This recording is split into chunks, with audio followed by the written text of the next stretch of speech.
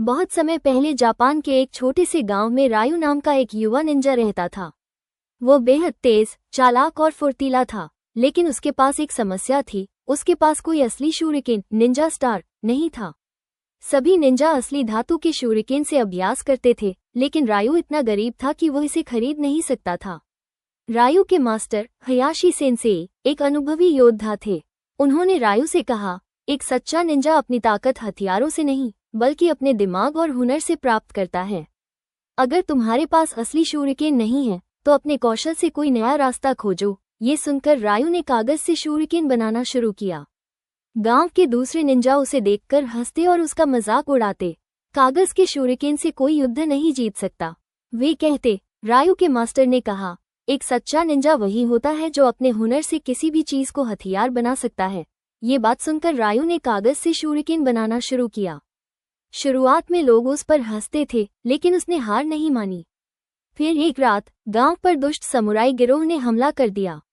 गांव के सभी योद्धा अपनी तलवारों से लड़ रहे थे, लेकिन रायु के पास सिर्फ उसकी कागजी शूरिकेन थी।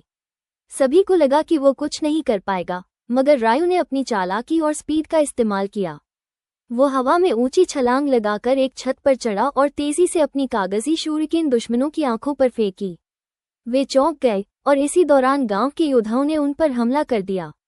देखते ही देखते पूरा गिरोह भाग खड़ा हुआ।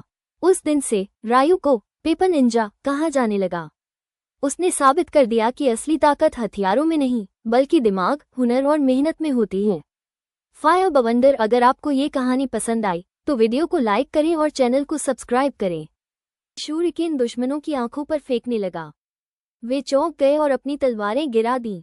इस मौके का फायदा उठाकर गांव के योद्धाओं ने हमला किया और समुराई भाग खड़े हुए।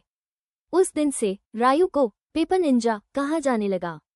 उसने साबित कर दिया कि असली ताकत हथियारों में नहीं, बल्कि हुनर और दिमाग में होती है। फायर, अगर आपको ये कहानी पसंद आई तो वीडियो को लाइक करें और हुनर के सितारे चैनल को सब्सक्राइब करें। बवंडर।